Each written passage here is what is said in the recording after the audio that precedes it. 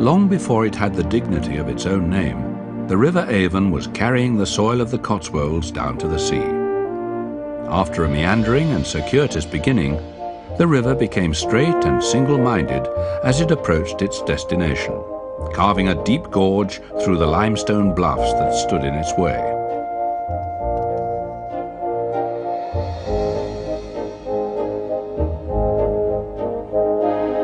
"600 years before Christ was born, settlers on the north bank of the river called it Bridging Place.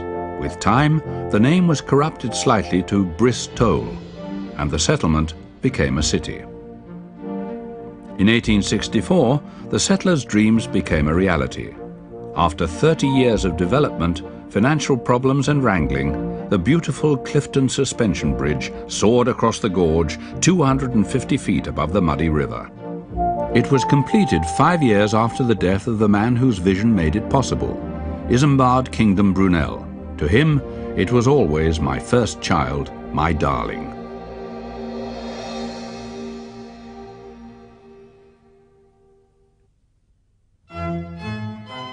The bridge was built because of the development of Clifton Village and the downs around it. Before 1800, it had been the home for sheep and then for footpads, and the site of a gallows on which the more villainous were hanged. By 1834, as plans for the bridge were being sketched out, 12 acres were set aside for even more exotic creatures. The zoo, which remains today, was new and exciting to Victorians. 160 years later, such institutions have become less fashionable.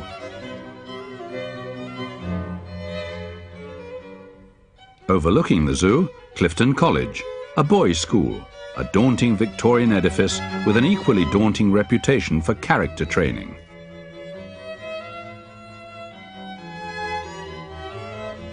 Among the characters trained in its classrooms were Earl Haig, British Commander-in-Chief in the First World War, the wartime poet Henry Newbolt, and a man probably even better known today, John Cleese.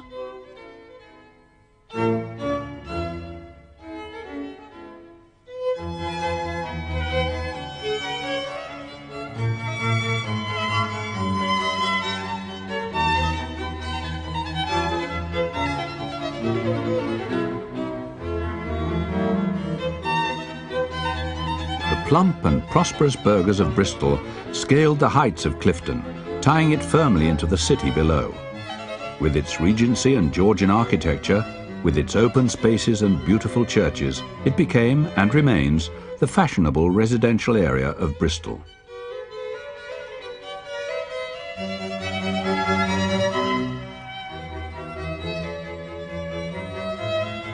The hexagon of the Roman Catholic Cathedral was an afterthought, built in the 1970s.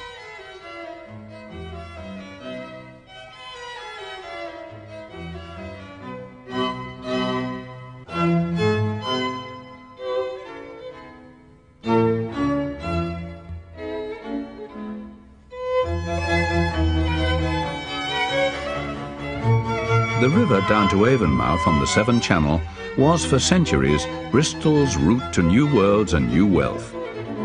As long ago as the Domesday Book, it was listed with London, York and Winchester as one of the 4 great cities in the land. The trade then was in children, sold as slaves to the Vikings who occupied the port of Dublin. That raffish, buccaneering reputation of the city has lasted until modern times.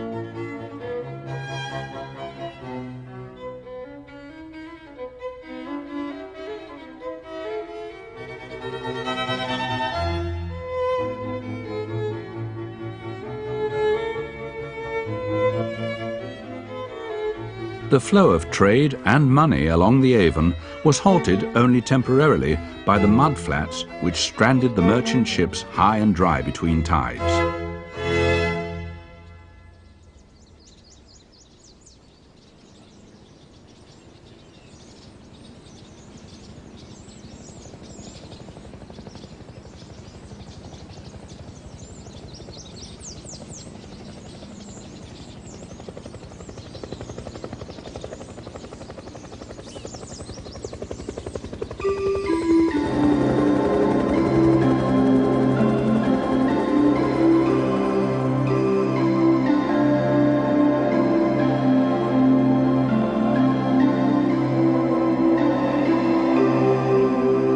The building of a floating harbour in the middle of Bristol in the 19th century solved the problem of the mud flats and confirmed the city as a major port. It also made that part of the city a target for German bombers in the Second World War, which meant much has had to be rebuilt.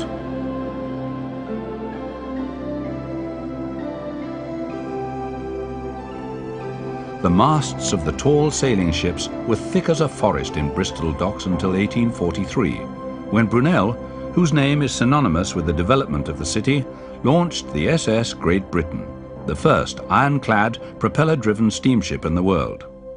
It cost £117,000 and changed shipping forever.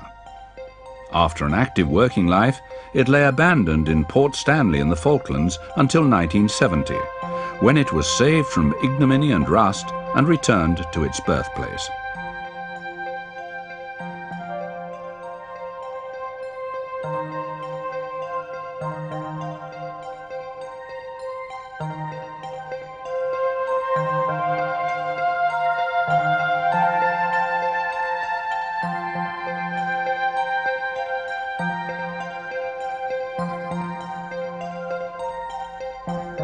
Brunel's second baby followed the city's long maritime tradition, all shipshape and Bristol fashion. 5 years after Columbus, John Cabot and his son Sebastian had sailed from the docks to chart the Americas. They and the ships that followed came home with new wealth, coffee and cocoa, tobacco and sugar. And they in turn led to a second thriving slave trade, carrying Africans to the New World to exploit the commodities. The trade, in ships known as blackbirds, was finally halted by churchmen and liberal reformers, but not until Bristol had grown fat on the proceeds.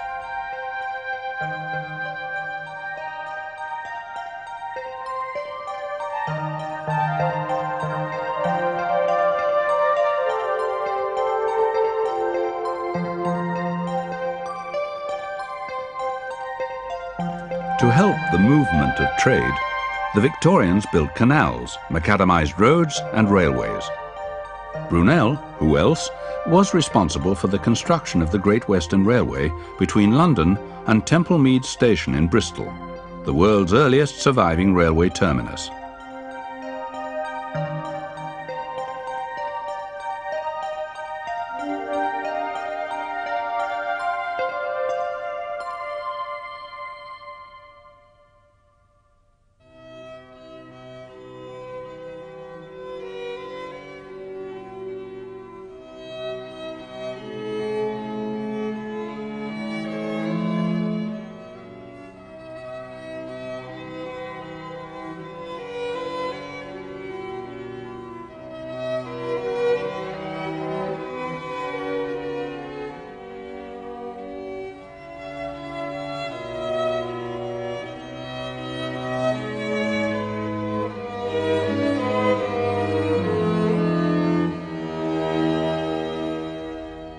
Religious dissent figured prominently in Bristol's history. First, it was a gateway to the New World for Puritans, and later a home for Quakers and Methodists.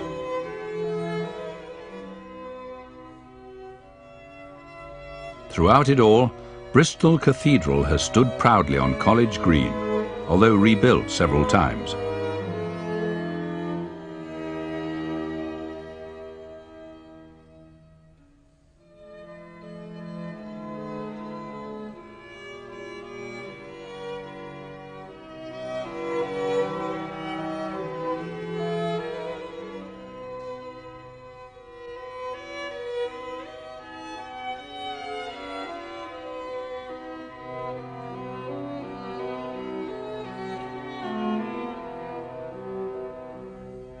From 1700, wealthy merchants lived around Queen Square, which until then had been a marsh, a place for bear baiting, archery and military practices, and now bisected by a ring road. It has many historical associations. The philosopher David Hume lived at number 16 until he was sacked for correcting his employer's English. The merchants made rich by Bristol's trade included the Quaker Joseph Fry, who opened a chocolate factory in 1761, and the Wills family, which began selling tobacco and snuff a few years later. Many of the institutions of the rich were sacked by a mob in 1831 in support of the Reform Bill, riots in which 600 people died. German bombs put paid to other buildings. Today, Bristol's commercial centre has been rebuilt in contemporary style, but with architectural memories of the past.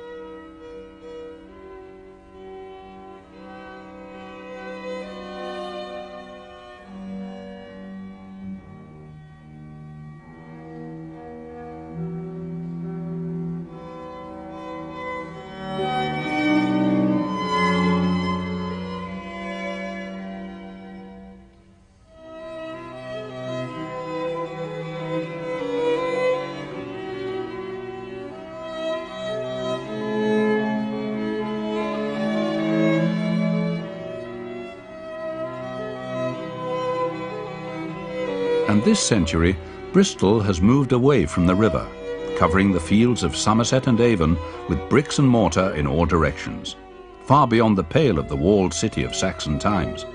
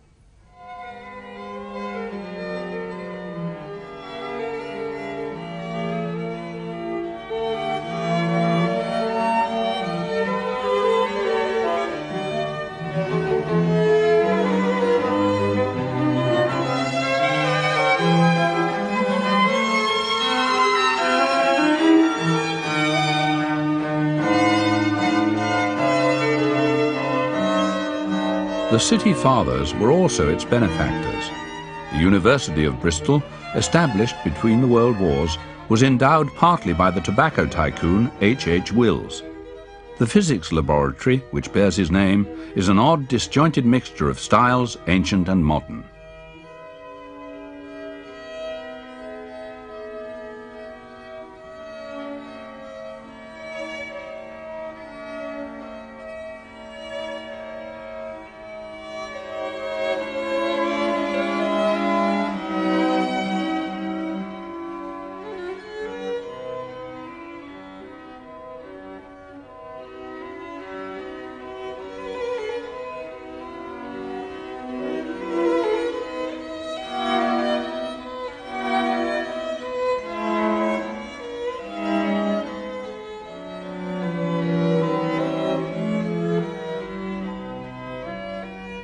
Ashton Gate is the home of Bristol City Football Club, which was formed more than 100 years ago. The team is known as the Robins because of the red in its strip. It roosts in a stadium of an appropriate colour and in the lesser divisions of the Football League.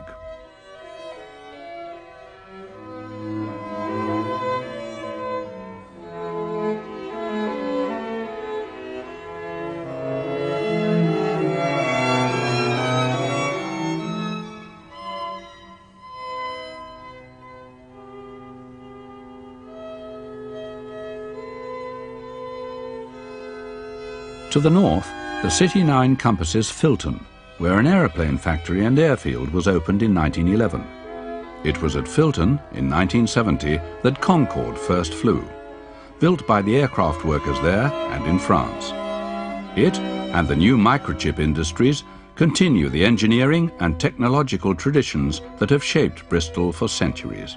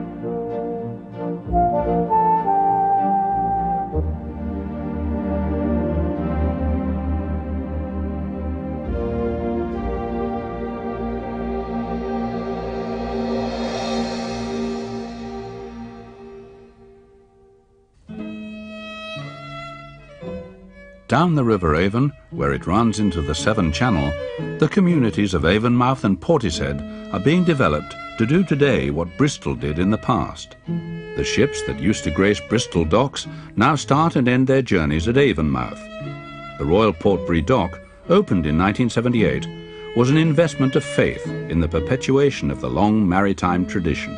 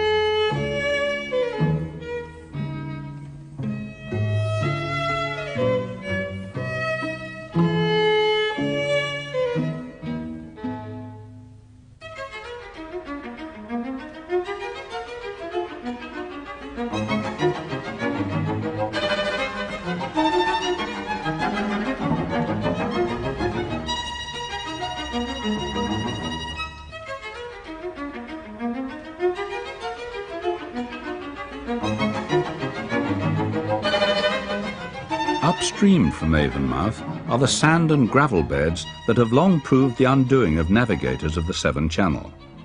Under the mud, navvies of a different sort gouged out the Severn Railway Tunnel a century ago.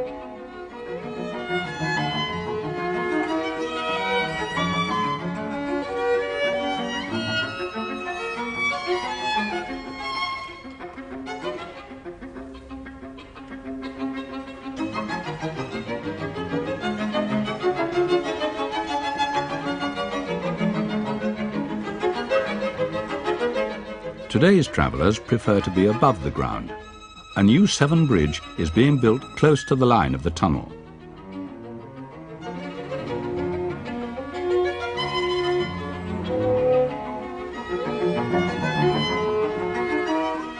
Its foundations tiptoe daintily across the mud, heading for Wales and the new century.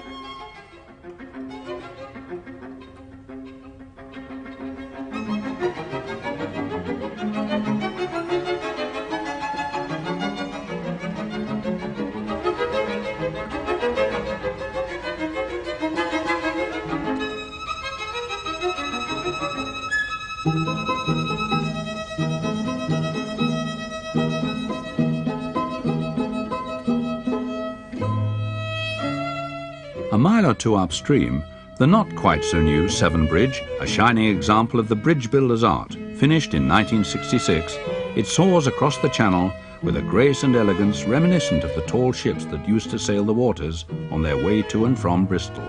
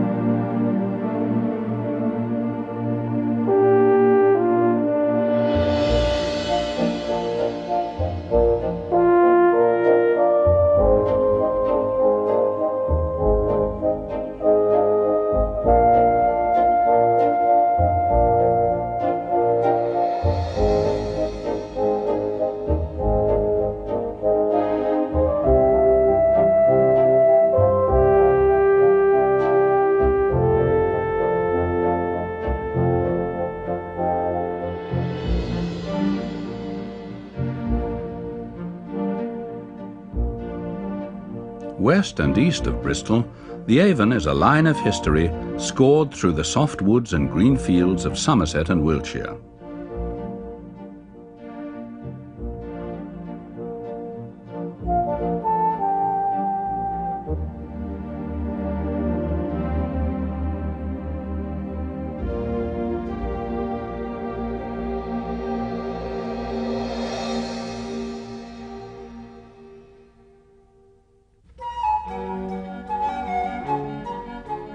Trade and travellers followed its route westward to the sea.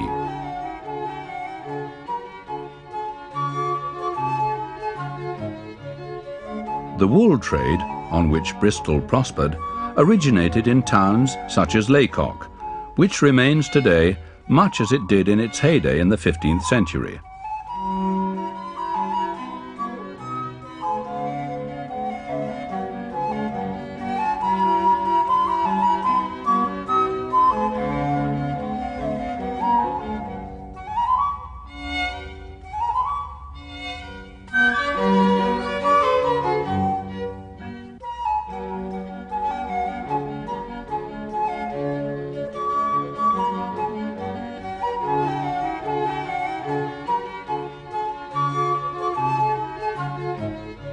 The houses were built with broad rooms on the first floor to accommodate the new wide-weaving looms with which the townspeople made a living.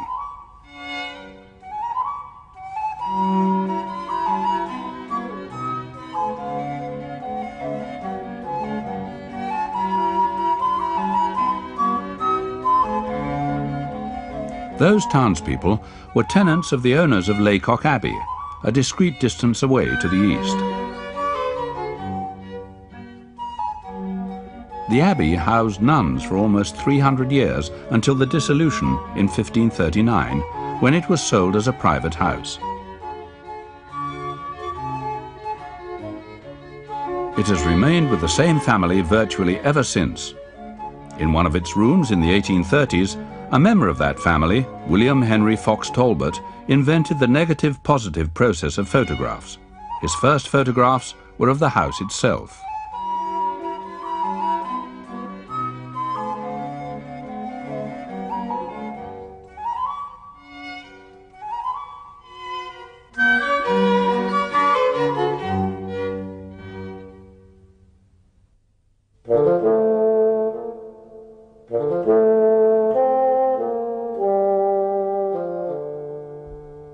The other side of Chippenham is Sheldon Manor, built at the centre of a medieval village that has long since vanished.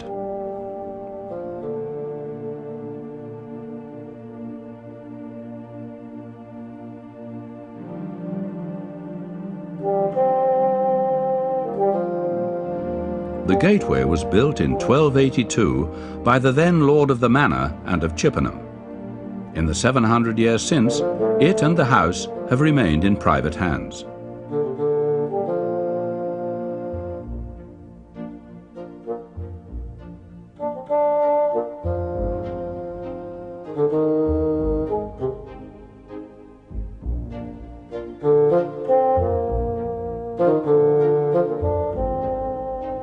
Like many of the old grand houses in the area, it was built partly to impress and to inspire covetousness in those who had to live without its walls.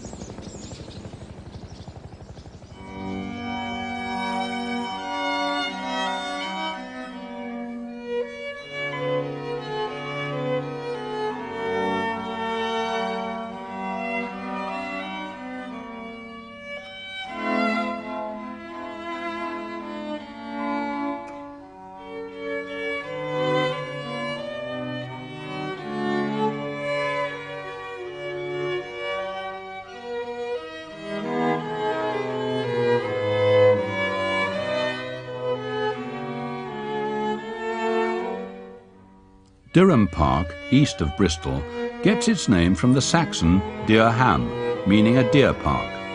And there are still deer in the park today. The house, originally a Tudor mansion, was rebuilt at the end of the 17th century by the man who became Secretary of State to William III. He laid out a fabulous water garden with 224 steps. But it lasted little more than a century before being replaced by the more conventional park.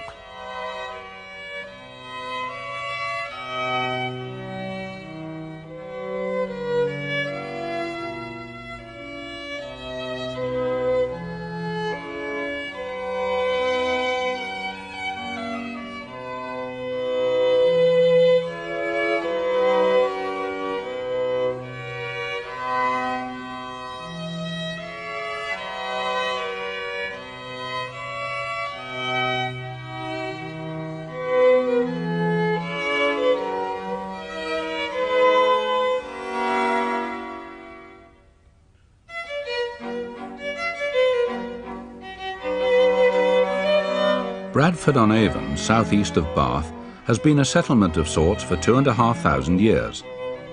And it was once bigger than it is today. In the Middle Ages, it was the centre of the local wool industry. And then, with the help of Dutch weavers escaping persecution, it became known for its fine cloth. Today, its only industry is that of tourism.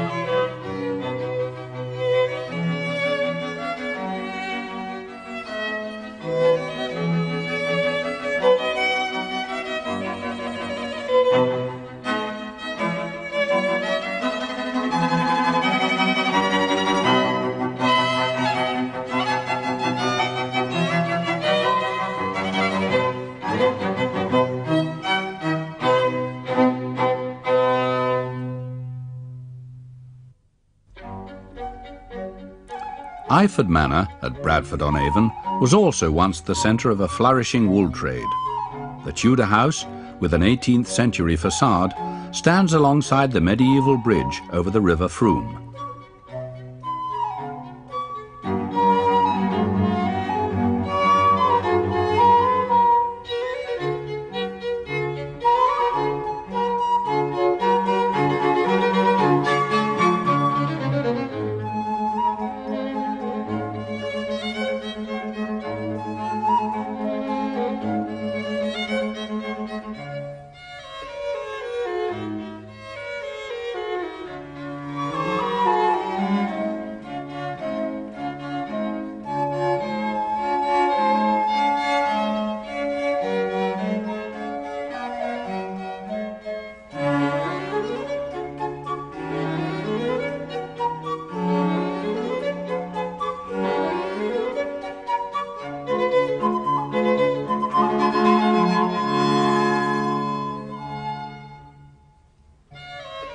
Iford is best known for its romantic terraced garden, laid out in Italian style at the beginning of this century by Harold Peto, the Edwardian landscape artist who lived in the house.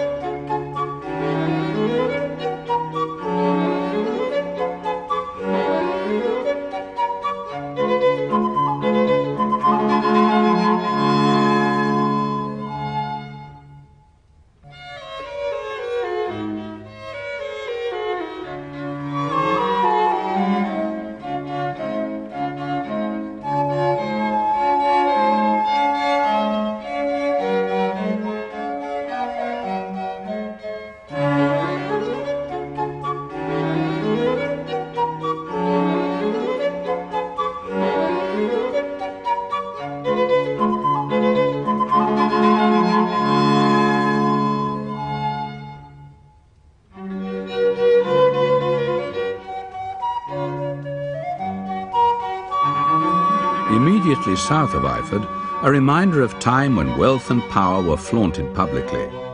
Sir Thomas de Hungerford, one of the first recorded speakers of the House of Commons, built himself a manor house in 1334 and promptly fortified it with a castle.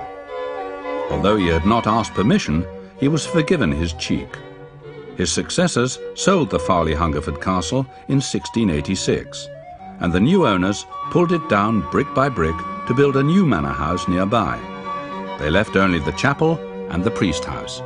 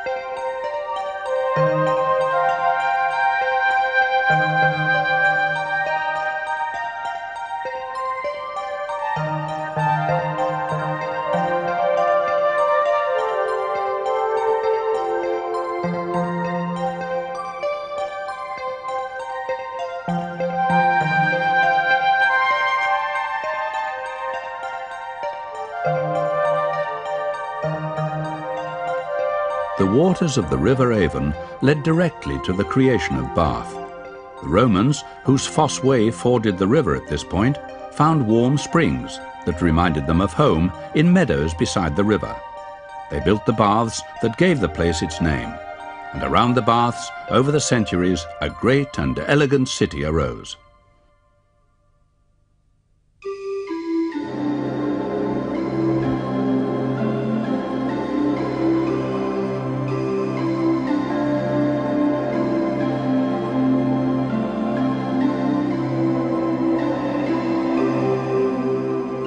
In the early days of this millennium, when it was visited by Geoffrey Chaucer and then Samuel Pepys, it was a fetid and run-down centre for the wool trade. But the hot springs still held their appeal. People from all over England and from abroad would drink the waters for their health-giving properties. Men, women and animals would bathe naked together.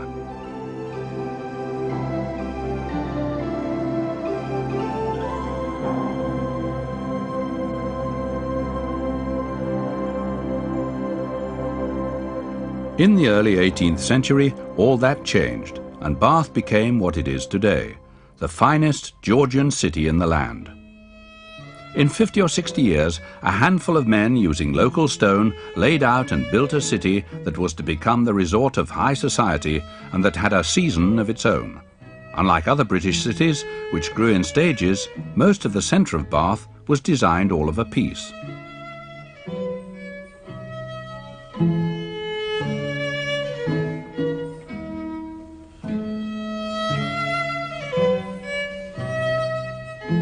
One in three of all the pastry cooks in Somerset worked in Bath, making such delicacies as Bath buns and Sally Lunns for the followers of fashion. The fashion they followed was largely set by one man, Beau Nash, wit, gambler and philanderer, who became known as the King of Bath, but who died a pauper. The Bath of Beau Nash attracted musicians and artists from far afield.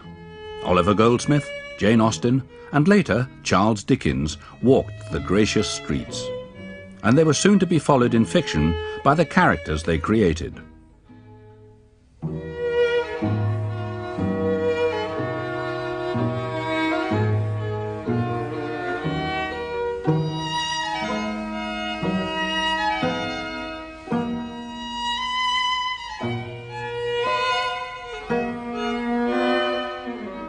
Bath, like Bristol, suffered under German bombing in the Second World War, but time has taken its toll too.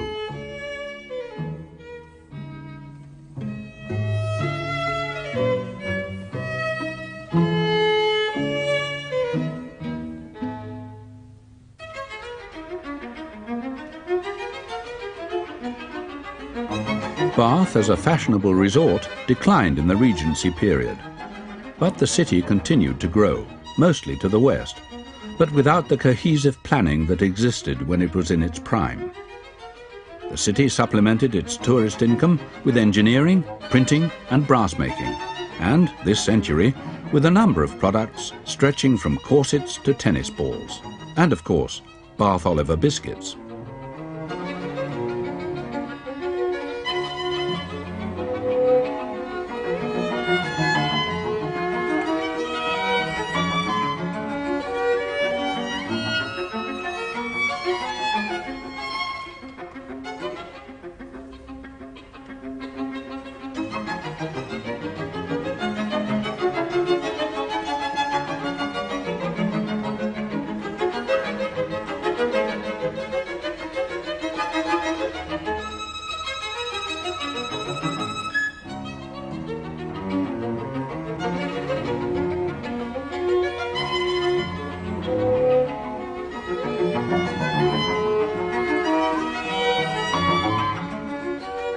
The most impressive Victorian addition, the Empire Hotel, was taken over by the War Office in the Second World War and is now derelict.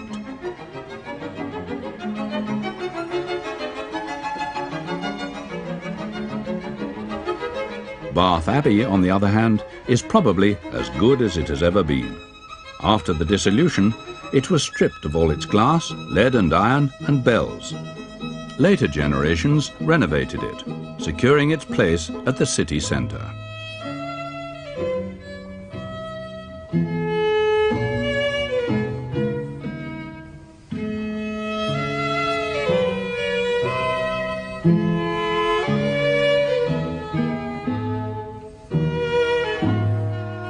The Abbey stands immediately alongside one of the most impressive baths of all, the Great Bath. Roman and medieval aspects of the city cheek by jowl. The Great Bath was unearthed in 1755 by workmen demolishing the old Abbey house. The Victorians later added the existing terrace and embellishments around the bath. Many visitors have commented on the unusual taste and sulphurous smell of the waters. Sam Weller, in Pickwick Papers, said it tasted like a warm flat iron.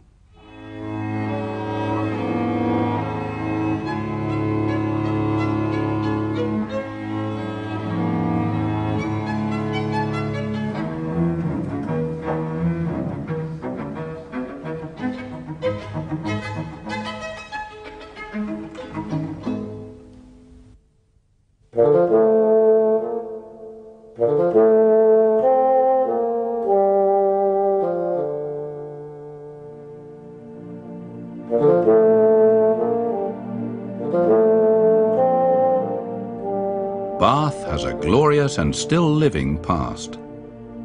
Anyone at the relatively new University of Bath studying town planning or architecture need only go down to the city to see fine examples. The ambitions of 250 years ago, so exquisitely realized, could possibly provide a blueprint for a better looking future.